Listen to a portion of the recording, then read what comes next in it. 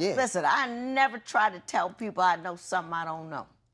So I brought an expert in here who has studied the issue of when one partner transitions and how that impacts the sexual nature of the relationship. Because gender identity is one thing, sexual attraction is quite another. Yeah. So, Ms. Spencer, if you please come forward.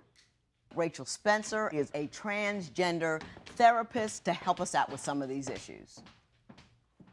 Why don't you just start out telling them what you would like to say and what you think they need to hear and know? Well, it sounds like there's a lot of love in this relationship, but it also does sound like there's a lot of problems beyond the gender issues. But what I really see is a great sense of grief and loss. And that's really common. You know, I mean, every situation is different and every transition is different, every couple's different. But it's really common when something like this happens that, you know, the plans that you had for, you know, how you thought your relationship was going to go, you know, who you thought you were connected with, there's a lot of grieving to be done there.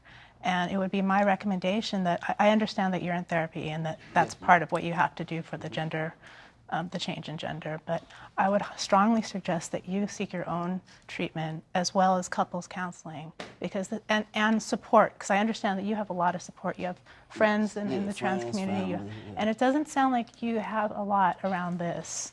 But I'd also like to say that as he's made the transition, he's still who he is.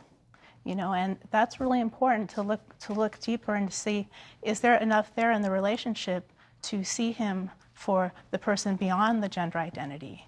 And is there enough in you to look beyond your sexual orientation and to see the person that you love? You know, and but I also think it's really important for you to, and I've seen, as I was listening to you back there, a huge sense of kindness in you, but to really turn towards her and to support her through this.